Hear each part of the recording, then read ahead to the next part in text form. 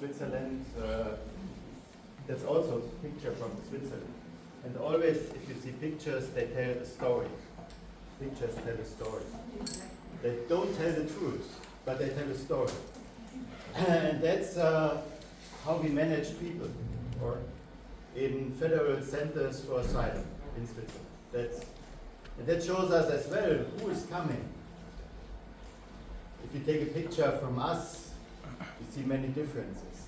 There we see young men, beards, not in such a good shape. In our societies, in the Western societies, we often think on refugees like that. I'm also not a refugee, but a migrant. And when I talk with people, then they say, no, you are not a migrant. You're maybe an expat, but not a migrant. And you come from a neighboring country. No, you are not that. Meanwhile, I'm Swiss. Lucky. You would never think that such people could become Swiss citizens. So just images. When we talk about diaspora, about the Afghan community, and my personal history with the Afghan community is, it started when I became politically active, when I was a bit younger than now. And that's a long time ago. It was at the end of the 1980s, and there's you're a bit older than me, you spent your time in Afghanistan, but many here, they know already when that all came up at the end of the 70s, and it's an ongoing conflict, an ongoing story of the cruelties you mentioned in your presentation, against the violent actions, everything, all the discrimination of the refugees, etc., etc. We don't want to tell that story. We want to come into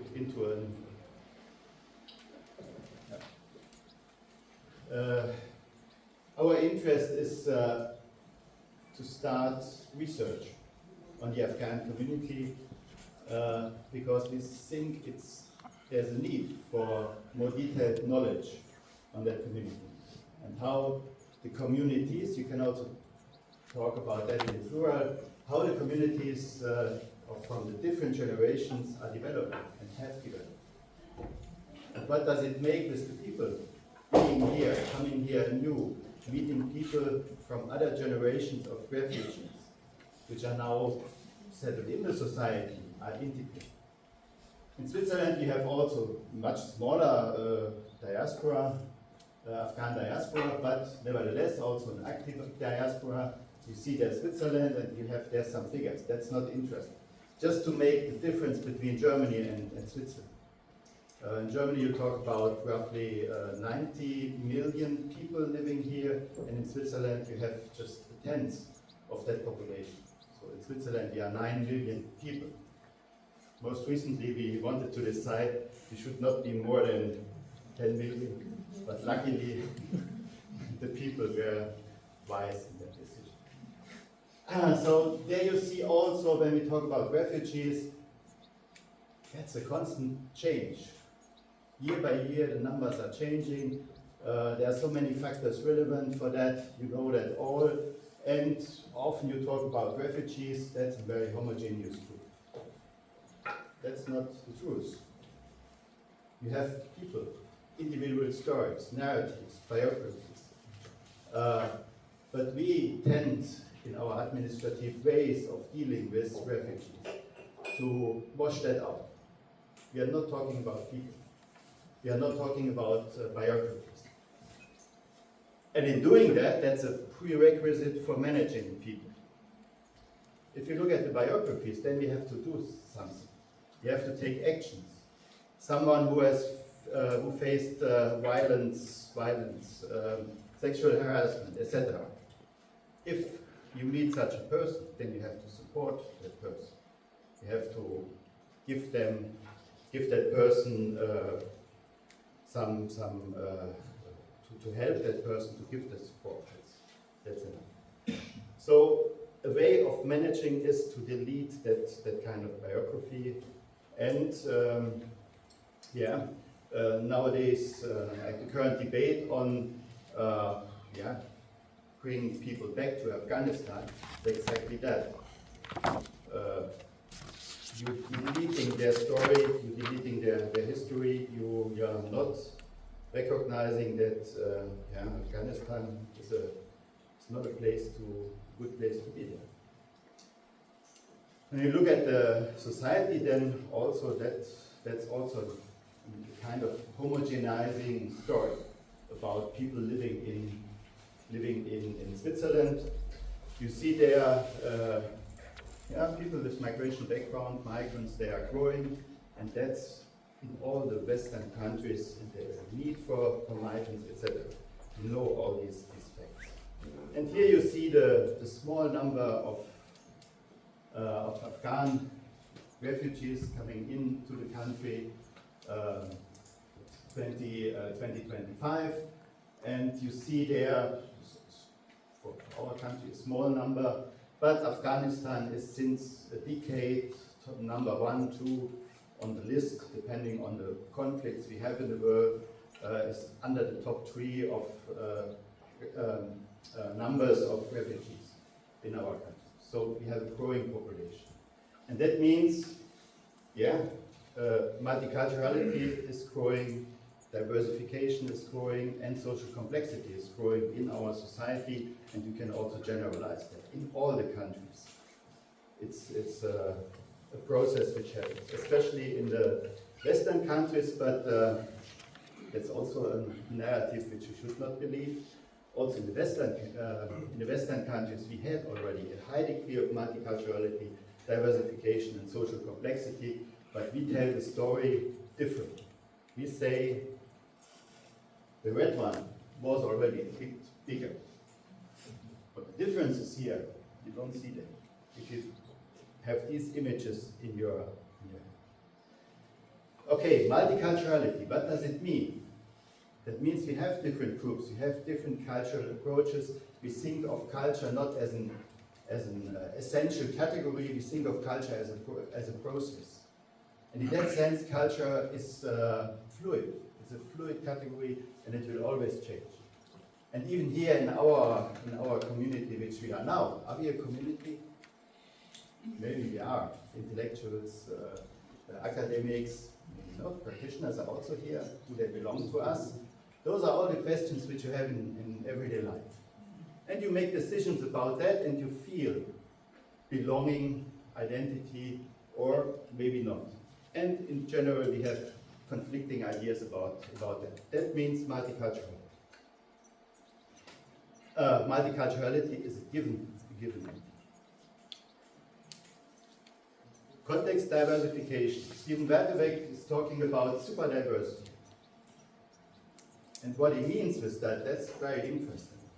He says simply the categories which we have to identify people, which we have currently still in place. We are still talking about people belonging to categories. We just said 20 years ago, that's wrong. Simply, that's wrong. Superdiversity means we need to go beyond this understanding of people belonging, being part of a fixed category. And that's what we, in our Western thinking, did since the beginning of the Enlightenment. We tried to fix people into categories. So we need a new thinking. Also in thinking about us, it's not only about thinking of the others in their categories. It's just simple to say, okay, the others, they are in that or that way. But yourself, you see you also, not in a category, but you are in a category. Context, social complexity. That takes also up some points which you mentioned in your presentation. What are we doing?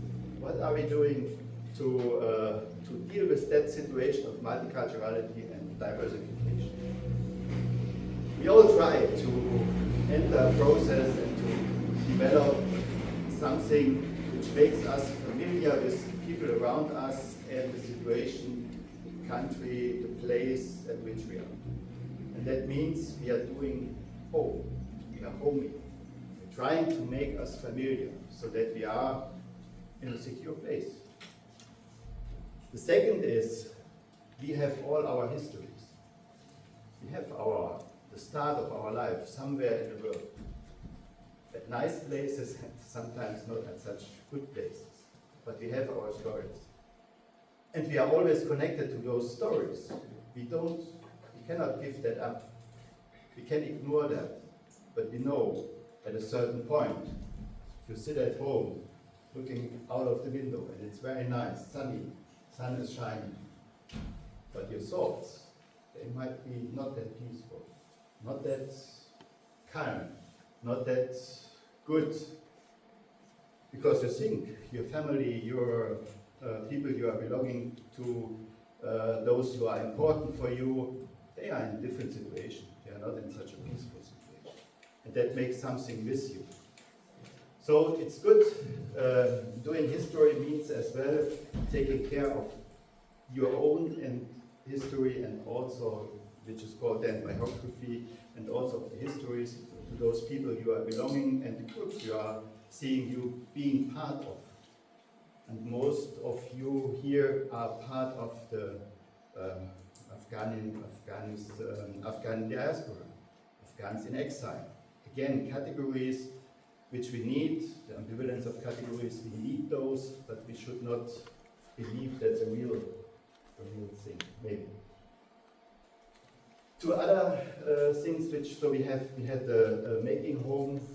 We have to understand how people are thinking about and doing a making home, doing home at the place where they are and with the people who are relevant for them, wherever they are. And the other thing is doing history. Two others are important, doing multiculturalism. How are we dealing with people who are thinking completely different than we are thinking? Living together in difference. Stuart Hall, an important post-colonial thinker, he said, yeah, that's the challenge of the 21st century. Living together in difference. How can we do that? How can we learn to do it? And that's the challenge we have in all our societies. And the last complexity we have, doing democracy. Do we treat people equal, or do we make differences which place the one person or groups above the other ones?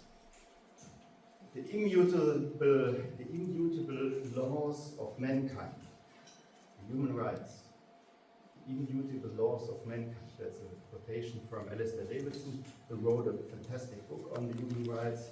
You all should read that. There he says, who takes care for the human rights? Does someone wants to give an answer? Who takes care for the human rights? All of us.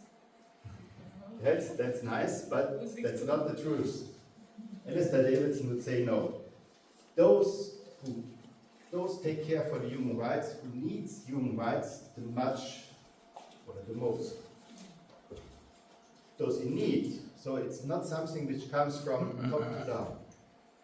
Nobody at the top of the society will take care for the human rights. Or can we quote you? You talked about that. But from below, those who need human rights, they take care of human rights. That's what should be. So we have different interests. That should also be clear that there are different interests, and but we should work on that. So that's the social complexity, and that comes now to, or that leads us to the other question: what do we know? And that's when my story began with the Afghan diaspora, as I started to make some research with Thomas, but I also worked as a social worker with people from Afghanistan. And now to the point, what do we know, based on our research in Switzerland? What does international research tell us? People of Afghan origin constitute one of the largest refugee populations worldwide. They have very different reasons for fleeing that you for sure also know, like physical violence, harsh socioeconomic conditions or natural disasters. Research shows that most of arriving in Europe, also in Switzerland, are men. Although after 2021, I think more women make themselves on the move. And there are also some procedures in Switzerland since 2023 which make it easier for women and girls to get the refugee permit, like the recognition of the refugee.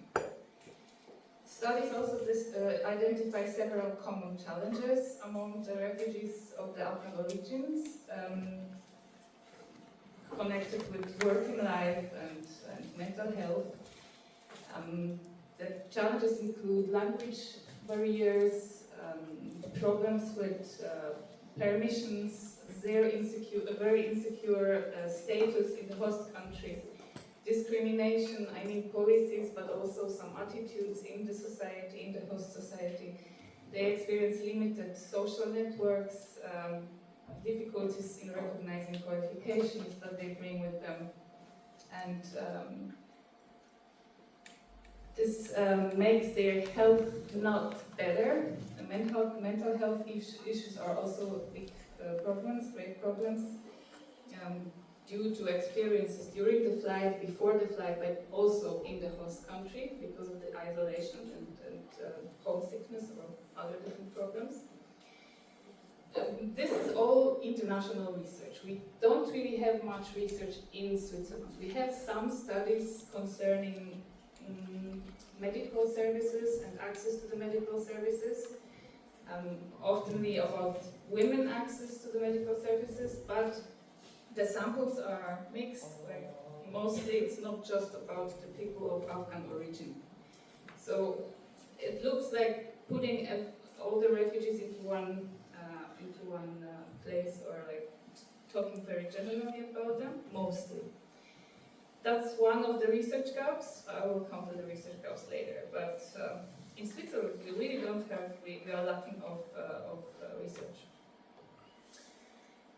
The slide shows asylum applications in Switzerland between January 22 and May 26. As Thomas already said, the asylum seekers in Switzerland with the Afghan origin are the biggest group.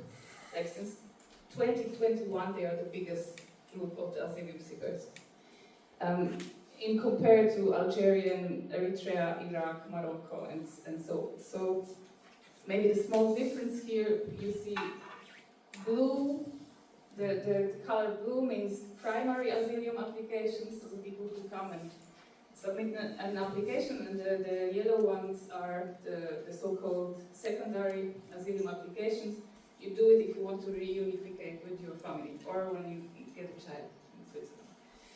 But most of them are primary applications, and we have many people from there since years, and it actually means we should develop long-term measures and solutions for the inclusion of the people, and not only do some humanitarian help. But it's still kind of a field to be developed. Here you can see a little bit more differentiated picture, detailed picture of the asylum seekers and refugees with the Afghan origin. Like here we have people who are in the asylum process. We have very different status, like N, S, or F. N is actually, it's not a permit. It's a document that states that you are in an asylum process and are waiting for the decision. But you are not allowed to work for the first 3 months. It's really like constraining. Then we have status S. This is very exceptional. Actually, status S was introduced in Switzerland, or kind of, formulated, introduced 1998. It was the context of the Balkan War, but it was not activated. The first activation took place 2022 for the Ukrainians. Nevertheless, some of people with Afghan origin got the status because they were in asylum process or they had a permit in Ukraine. Some women also got the status. It's actually a better one because the procedures are very, very short and you can work. You could reunificate with the family. But you see, it's only like 84 people as a total, so not many. Most of the refugees with Afghan origin have the status F. And this is like among the people in the process. This is a status that actually you are not recognized as a refugee. They would like to send you back, kind of, or you got a negative decision, but it's unlawful or it's unreasonable. They are not allowed to send you back, it's too risky, and they would break international laws. But anytime they would find a way, they would send you back. So it's a very insecure situation. And we also have the B permit, it's actually the recognition as a refugee. It's also temporary, but you can reunificate with your family, you can work, and after 5 years you can also apply for unrestricted residence for the permit C. Okay, a bit complicated, but you see, for me it's complicated, and I think for the people who come it's even more stressful to understand it. And I also wanted to talk about people of working age, as actually most of the refugees of Afghan origin are of working age when they come, and when they can, they also do contribute at work. What is surprising for us is that the employment rate is actually higher by the refugees of Afghan origin which have the status F, higher than of those who already got the refugee recognition and permit. And we don't know why it's like that, but we assumed after talks and exchange with practitioners and refugees that it could be because of the mental health problems that they have. Like, they are on the road, they are in the mode of survival all the time, and when they once feel secure, the mental health problems start. So it might be the reason, but we don't have research on it, so maybe it's one of the gaps that we should focus on. And now I come to some challenges of refugees from Afghanistan in Switzerland that were mentioned through practitioners assisting the refugees and the refugees their own in a course that I visited, conducted by NCBI. It's an association in Switzerland which is helping refugees and also educating practitioners, social work practitioners or other practitioners. So it's not research, but experiences of refugees that came to talk about it and professionals who came to talk about the challenges of refugees from Afghanistan in Switzerland. And as you see, they say that the challenges start on the road before they come to Switzerland. So during the way, during escaping, there are many hardships that are extremely exhausting, and the insecurity doesn't end after coming to Switzerland. They have the status problems or very insecure status situation, as I was talking about before.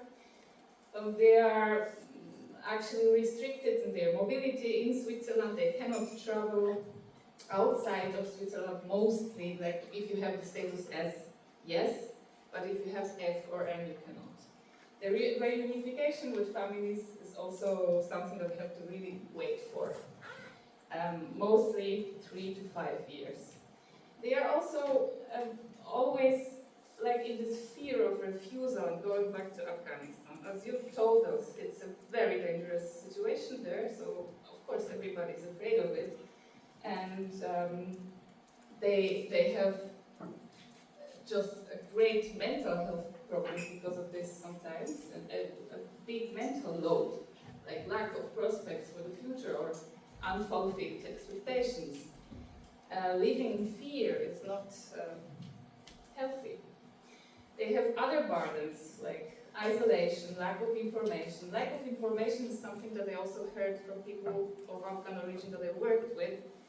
I used to work voluntarily with people who wanted to learn German, and some young girls come to me and told me, hey, sometimes we are so lost because we don't get the information that we would like to have about education, or we don't know where to find it. So it's like something that I've heard and the professionals said in the course of the NCBI. Yeah, there are also multitude of integration structures and procedures in Switzerland, which are overwhelming if someone doesn't know it.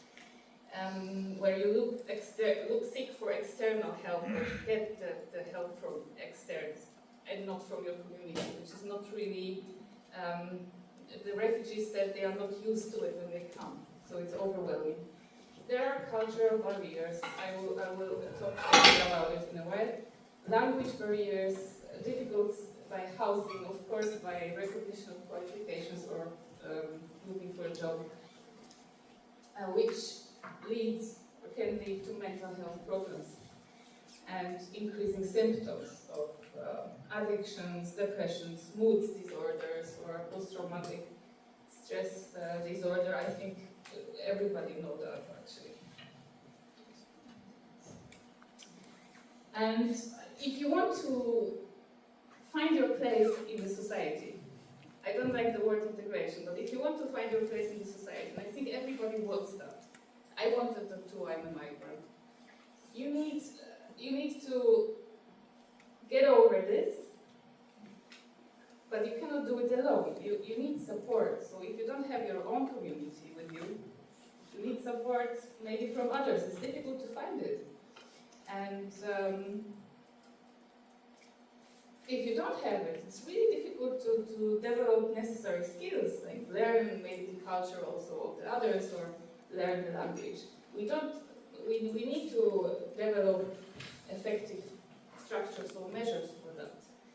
And the so-called cultural difference, I would say social cultural differences that the refugees mention are not healthy, because they are disturbing the communication. I don't want to stereotype. I just wanted to show you some examples that the Afghan refugees told us what is different between them and the people that we asked. So you saw it, and now I come to the conclusion. And our conclusion is simple. We came to the second question that we posed at the beginning, and it was what we don't know, and it's what we don't know. We don't have a big picture of the very differentiated diaspora in Switzerland. We have some information, some statistics, but we don't really know much about the differentiation inside of the diaspora, about the contacts with the society, about the values, attitudes, social-cultural backgrounds, what the impact of those backgrounds is, what the impact of the family ties is on working life, or on mental health, or health in general.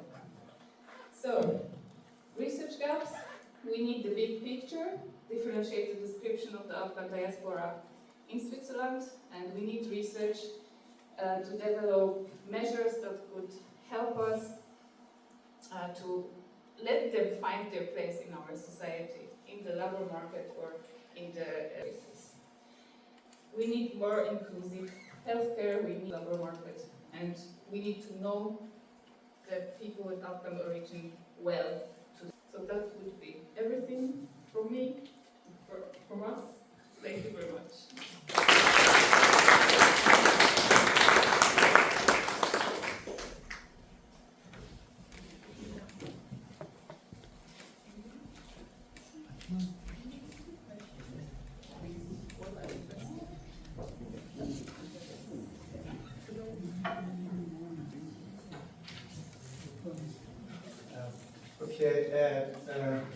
Ajmal and I continue our presentation with the same topic, but with different target groups, which are Afghan diaspora in Germany.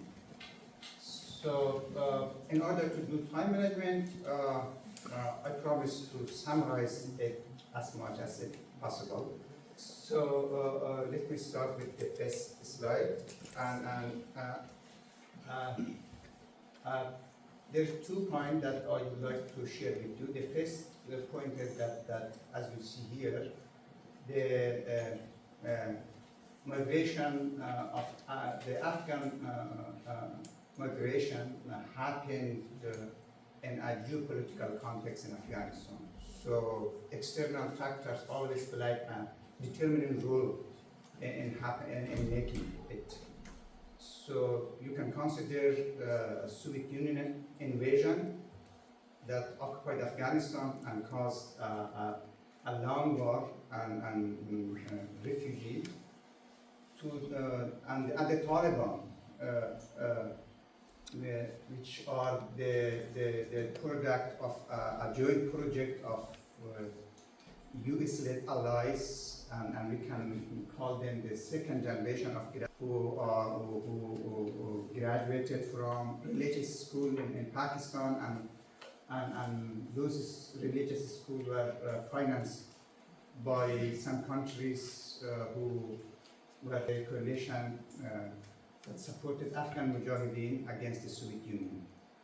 So this is the first point. The second point is that as you see here, Afghan tried to find any way to go back to their home. So we have 1992, that was when the former government of Najibullah collapsed, and then there was a hope for stability, and so many Afghan refugees returned to Afghanistan.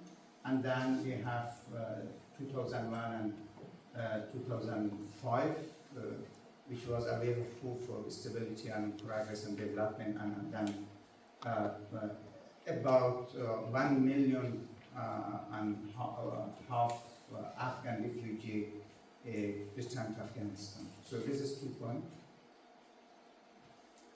And let's talk about the Afghan refugees in Germany. If I summarize it, I can say that in a simple word that there is a correlation between the Afghan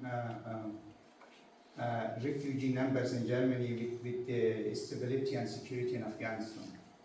So you have 2014 and 2015, when the international community started withdrawing their forces from Afghanistan, and then there was a signal for both for the Taliban and for the Afghans, for the Taliban that they can do their best to control more areas in Afghanistan, and for the Afghan ordinary citizens that they will face more instability and insecurity. We have an increase of the number of Afghans here in Germany from 2015 and 2016, and then it increased, and then we have the 2021, and then we have another increase in the number of Afghan refugees in Germany.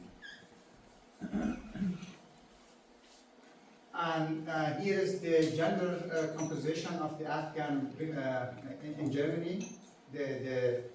As you see here, more than 60% of the Afghans here in Germany are the male Afghans. So, but the point is that the numbers on this slide do not indicate only the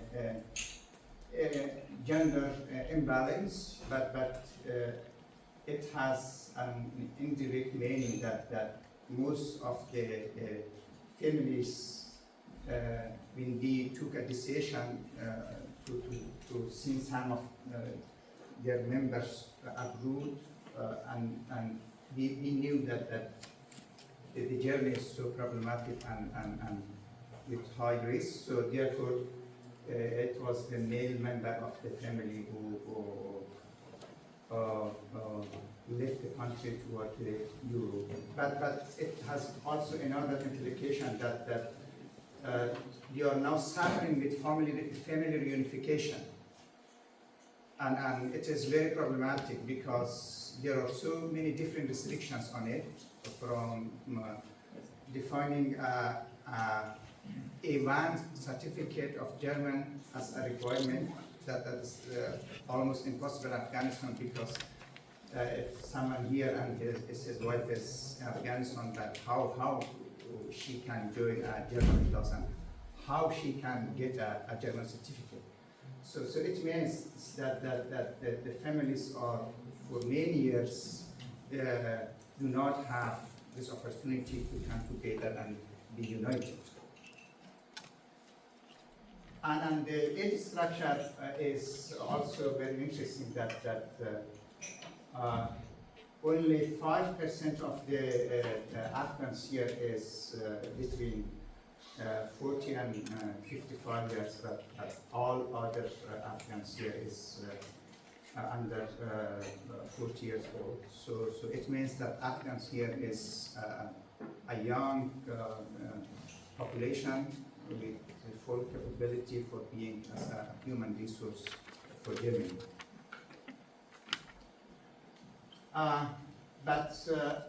Okay, to summarize this slide, let me only talk about key terms here. Let me start it with integration. To emphasize its importance, let me repeat it 3 times in German.